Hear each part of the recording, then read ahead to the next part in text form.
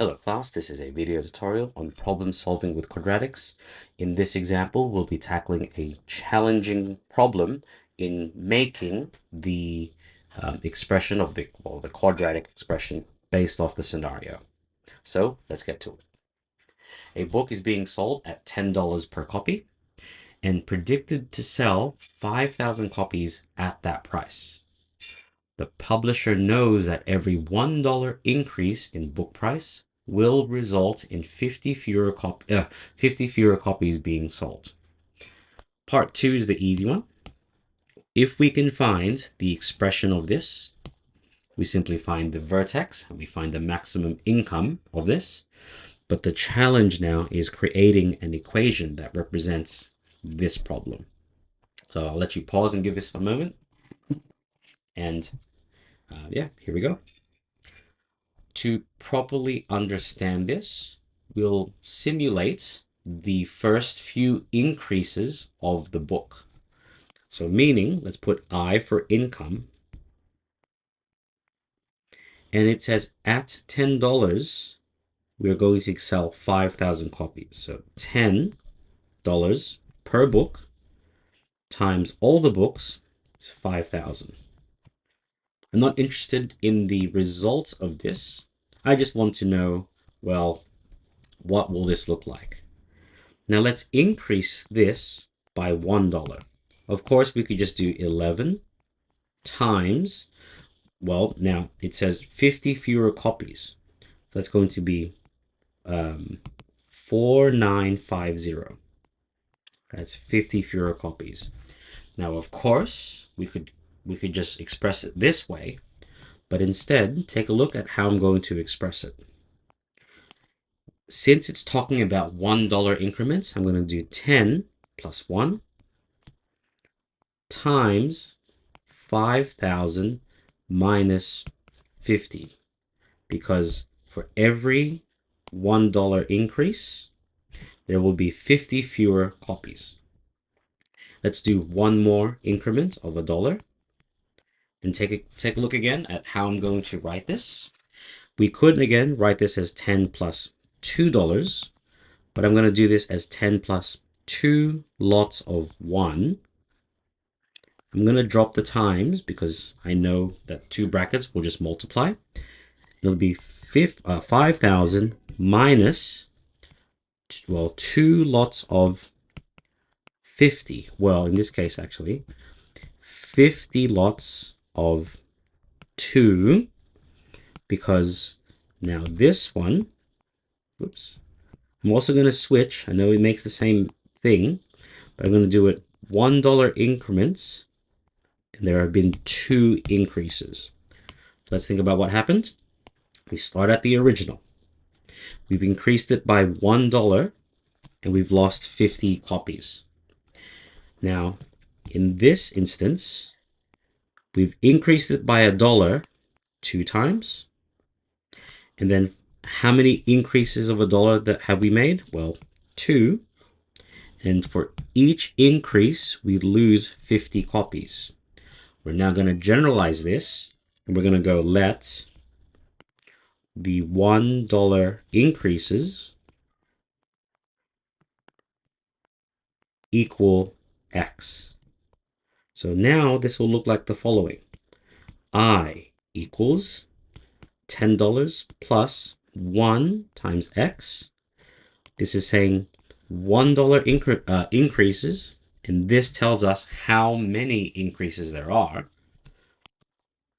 And so this is the price per book. And this is now going to be the 5,000 total books minus 50x. Because for every increase of $1, we will lose 50 book sales. So this is actually the expression that we are looking for. Expanding this, we get 10 times 5,000 is 50,000.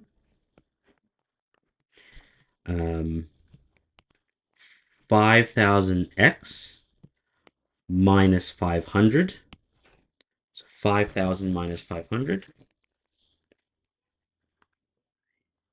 Let me just double check my 1 times this is 5,000. 10 times this is 500. Yep. So subtracting the 2, we get plus 4,500x minus 50x squared. This is our expression, oops, for our income. Give you a moment to really think about what just happened there. It's a really tricky problem thinking about the increases and the 50 fewer sales. In any case, once we have this, like I said, to calculate the maximum income of book sales, we simply find the vertex of this expression. The vertex, we'll just go x equals negative b on 2a, so negative 4,500 over 2 times a, so 2 times negative 50. Definitely just going to use our calculator on that one. Negative 4,500 times negative 50, I get 45. So this means we're going to increase the price by lots of $1. So $45 increase. So in the context of this problem, we've increased it by $45. So x equals, that's 45 increases, meaning it'll be 10 plus 45. The book now costs $55. Now that's not required for the problem, just going back to the context and the meaning of what we've just done. And now we can find the maximum income by substituting 45, because it's 45 increases, into this one here.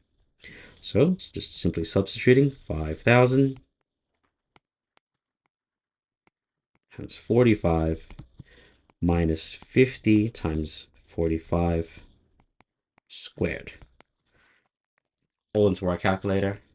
Sorry, that's 5,000. It should have been 50,000. Missing a 0, 50,000. 50,000 plus 4,500 is 45 minus 50 times 45 squared.